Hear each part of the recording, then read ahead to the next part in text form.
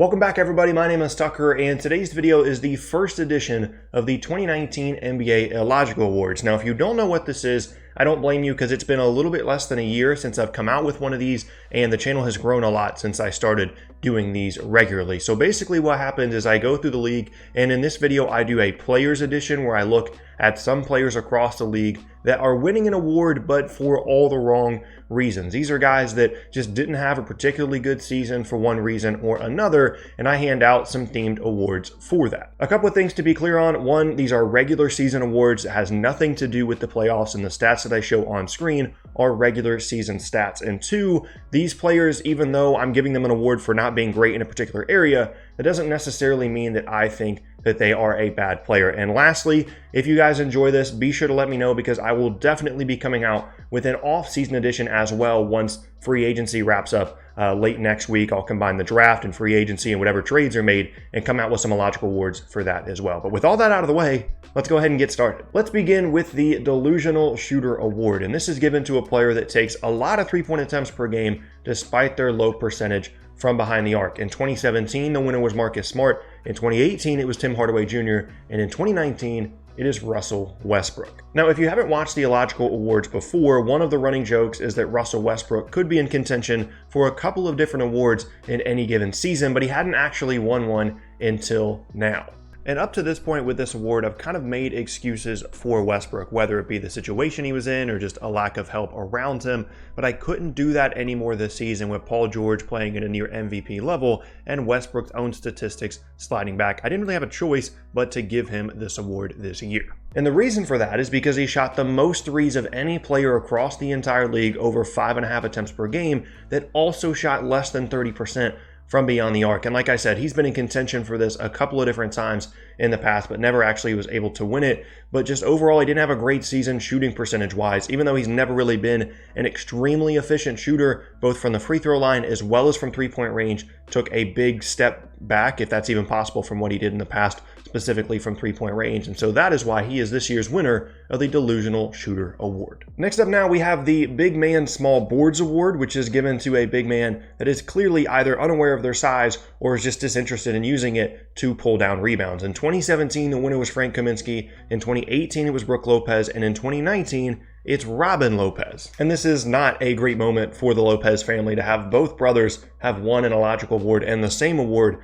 at that. And I want to give Robin Lopez a little bit of credit because in the past, in a couple of different seasons in his career, he's been a very good rebounder. But the last two seasons specifically, when you relate his minutes on the floor to the number of boards he's pulling down, it's just not good enough for a player his size. To give you a little bit more context, when I first put these kinds of videos together back in 2017, this used to be called the Byron Mullins Award. Again, just for a big guy that just doesn't really seem that interested in pulling down rebounds. And honestly, I could have chosen Brook Lopez to be a back-to-back winner of this because his rebounding numbers weren't great either in higher minutes than Robin was playing, but he spent a little bit more time on the perimeter this year for the Milwaukee Bucks than he had in the past, while Robin is still a more traditional big man, played in the paint more, and still did not pull down nearly enough rebounds for a guy his size, and that is why he took home the award over his brother. Next up now, we have the Anthony Bennett Award, and this is actually a new one that I've come up with just for this season, and it's for a top 10 pick from the previous year's draft, this one being 2018, that already looks like a bust and is already making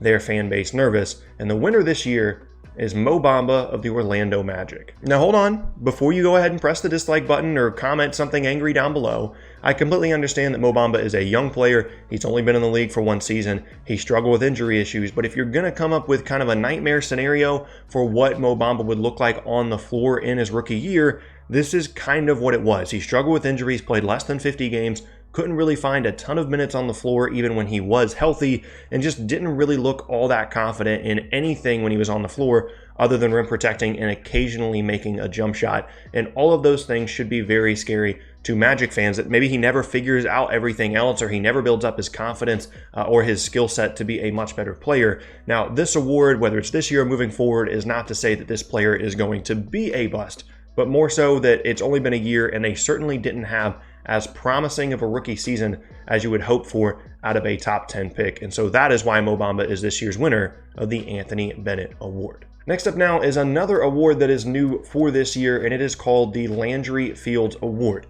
given to a player that showed promise initially in their career, but this season specifically took a step back and is probably making their fan base nervous that maybe that is the new norm, similar to the namesake of this award back in the day for the New York Knicks, Landry Fields. And this year's winner is Gary Harris of the Denver Nuggets. Now again, similar to how I was talking about Mo Bamba, things could always turn around for Gary Harris, but if you're going to be looking at a player that looked like they were really good last year and the year before, and then took a step back this season and is probably making their fan base nervous, Gary Harris has to be near the top of the list, and in my opinion, is at the very top of the list. He struggled with injury issues, all of his shooting percentages were down, just didn't seem to be nearly as effective of a player, and for the Nuggets to get where they want to moving forward, they need him to bounce back next season because he's signed long-term, he's still a young player, and he's someone that's supposed to be growing alongside of Nikola Jokic and Jamal Murray. So he's someone that I'm kind of keeping an eye on, might be a little bit nervous about if you're a Nuggets fan. In my opinion, is this year's winner of the Step Back or Landry Fields Award. Second to last now, we have an award that I've done every single time that I've done one of these videos, the Bucket Chucker Award,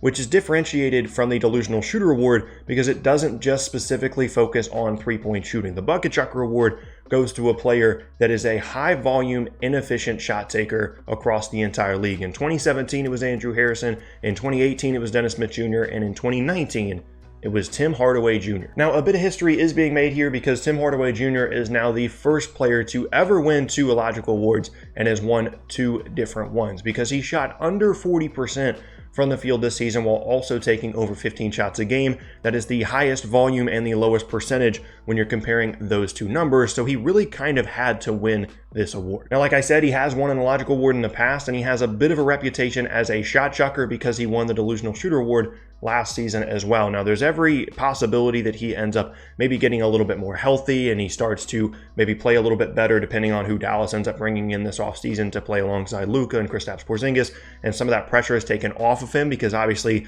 when he started his season in New York, he had to take a lot of shots just to try and give them any kind of offense. And then in Dallas, the team was kind of tanking once he got there in the Kristaps Porzingis trade, so situationally that wasn't great. But still, I'm still going to back this up with the statistics of his season and of the last couple of seasons. Honestly, he was in contention for a couple of different awards over the last few seasons, and I just can't really ignore the high volume, inefficient shot taking of Tim Hardaway Jr., even though the situations weren't great between either New York or Dallas, or maybe even next year if Dallas doesn't bring in anybody significant. It could be a repeat, and this could just be who Tim Hardaway Jr. is at this point, and I have no issues giving him the Bucket Chucker Award for the 2019 NBA season. And last up now is a new award for this season that kind of is in between the players and the franchises edition of the offseason awards, and it is called the Buyer's Remorse Award, which is given to a player that the team that signed them in the previous summer is already regretting signing them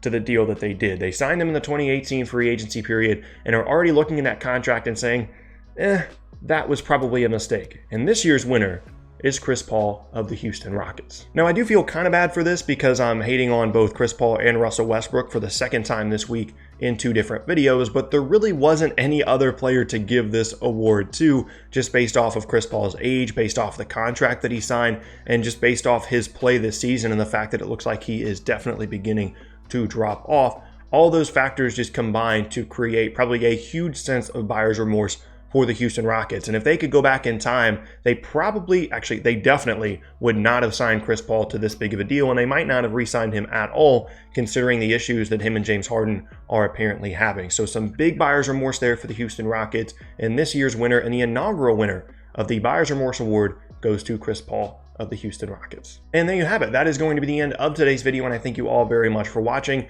Like I said in the beginning, I like to do a couple of different editions of the Illogical Awards every single season, so I do plan on doing at least one more being the off-season edition. So if you have ideas for either awards or who you think should be winning specific awards or anything like that, then be sure to leave that down in the comment section below, and I'll be sure to take a look. And if I pick your award, then I will definitely show your name on screen and show you a comment on screen when I do. But like I said, I appreciate all you guys watching. Once again, my name is Tucker. If you missed any of my previous videos, then be sure to check out the boxes on screen. Thanks again, and I'll see you all next time.